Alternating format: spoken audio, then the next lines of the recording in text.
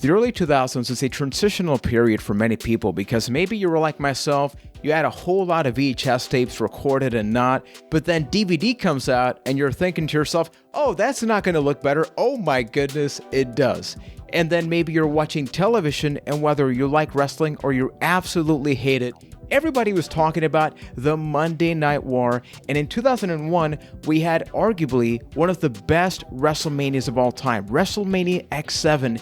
And in many ways, people point to this event and saying, hey, is this the end of pro wrestling's Attitude Era, where it was ECW, WCW, WWF? What happens when that World Wrestling Federation actually buys out their competition? So in this episode, we're going to have a 3-part discussion ending with the following. Was WrestleMania 17 truly the end of the Attitude Era?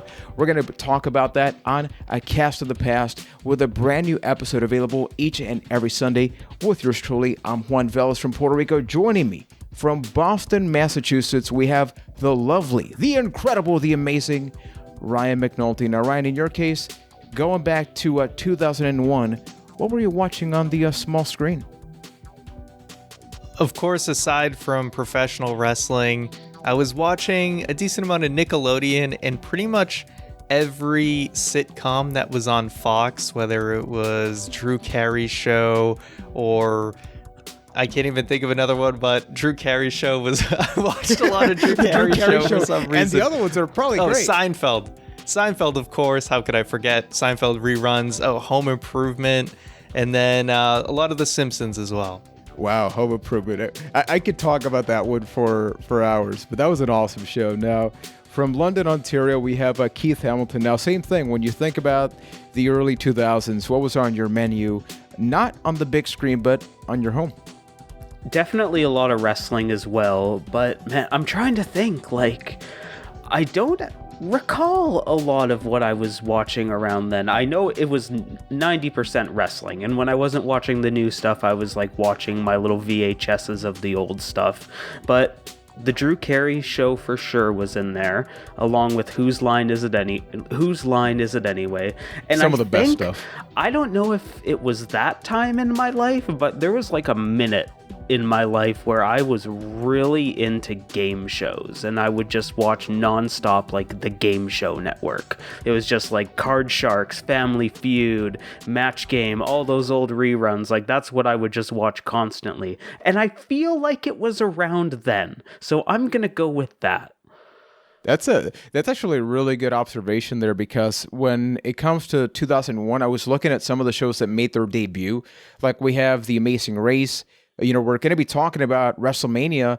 The first season of Tough Enough started out in 2001. So it feels like they kind of took the Real World, all that stuff that was popularized in the 90s. But you had Fear Factor also made its debut in 2001. This was the beginning of the reality show / game show time. It was in its infancy until Survivor came along. The boom of reality TV. Survivor first season was probably around this time, if I remember.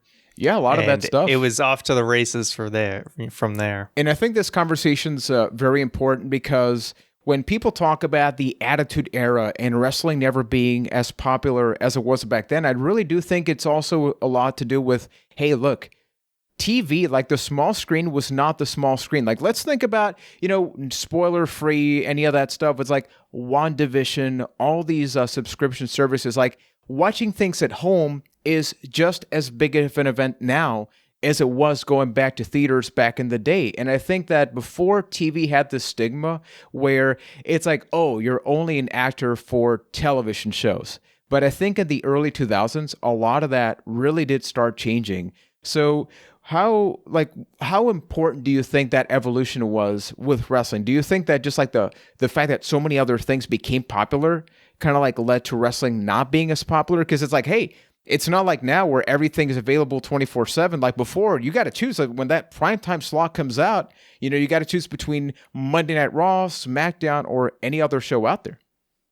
It definitely helped to have that competition because, like you said, during the Monday Night War, during this Attitude Era, which was about 1997 to 2001, you didn't have all these on-demand services. You didn't have the ability to go back and watch clips on the internet afterwards. You needed to be in front of your TV Monday at 7 o'clock to either watch WWF or WCW, and then you switched back and forth like me if you had both of them during the commercials.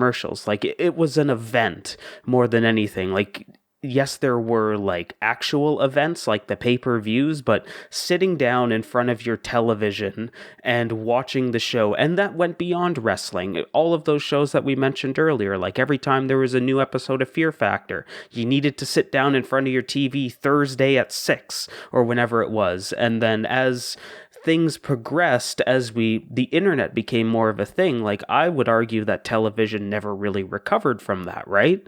So that's where that, like, it kind of took the back seat slowly and steady to something like a movie where you still had to go and have that event. Like, okay, this new movie X comes out on Friday, you need to get your ticket, you need to drive to the movie theater and still go see it.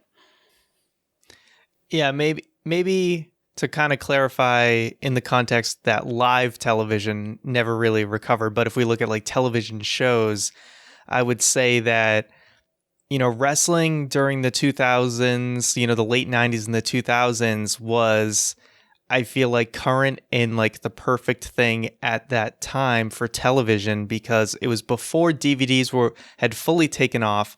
So a lot of shows that were episodic were kind of like loosely episodic. Like you have a show like Buffy the Vampire Slayer where there is like a coherent story, but you can kind of pick and choose episodes and you're not really missing too much.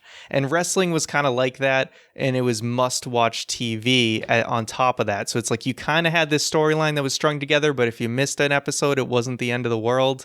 And it had just like the Jerry Springer craziness aspect to it, but then you also kind of had that episodicness to it that not a ton of other shows had at the time. Sitcoms were kind of like the big thing that was like every single week you're hitting the reset button basically, and it's a new adventure. So at that time, I think wrestling was just like in the right place at the right time for television.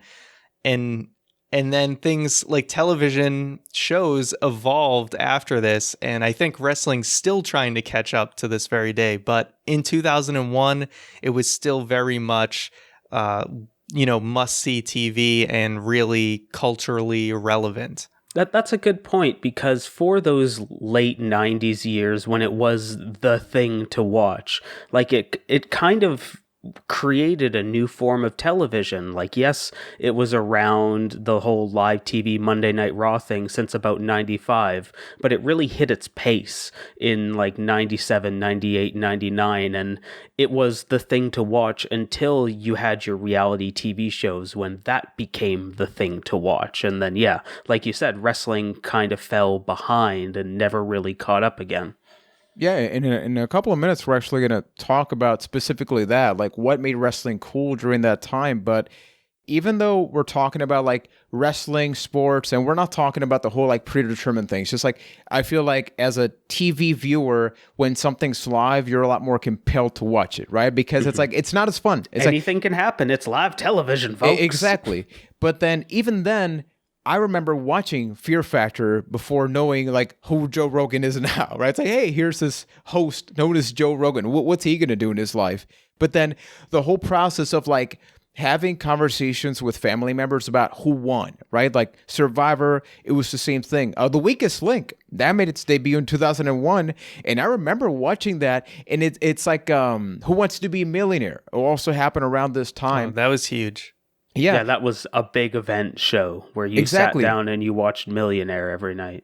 Because I think television became a lot better at, I need to consume your specific time. And yeah, you really do owe it to the evolution of like the reality shows, you know, throughout the 90s and all of that. And even then in 2001, and I really do think things like this did affect wrestling in many ways. Like, you know, Ryan, you brought up Nickelodeon. Like, I freaking love watching SpongeBob and all of that. But in 2001, we also got the debut of Adult Swim. on the Cartoon Network. And I think many of us, like, that was our introduction to, like, hey, these are cartoons, but it's a little bit more, you're not used to watching this. And it was in that later time slot. Like, I remember when, like, same thing with Toonami and Adult Swim. It's like when you got the intro, you're like, oh, now we're getting into some of that adult stuff. It was like a sweet middle ground, right? Because you had South Park around then, but that was like the extreme, and you didn't need that constantly. And then Adult Swim just brought it down a couple notches.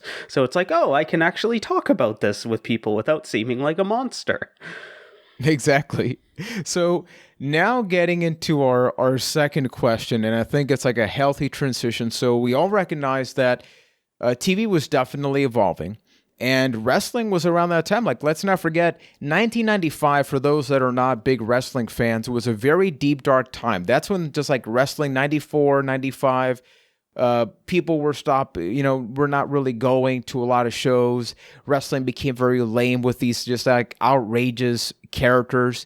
But then they were stuck in the 80s, basically. Exactly. Yeah. Whoa. Are you going to tell me that the wrestling garbage man was a lame character? Hey, you leave Duke Drosy alone, Keith. You leave Duke Drosy alone. The wrestling hockey player? Or Mantar? The wrestling Mantar? I don't know what Mantar is. A man and a centaur. The more that you look at this stuff, you're like, come on, wrestling. What the hell were you thinking around that time, right? It was just unbelievable. You could pick any year one, and you could ask that question, yeah, and it would be relevant. A little bit of a different reason. But That's a good point. Some years it's because they had the gobbledygooker come out of an egg. Other years it's why would you put that on television? It was trash.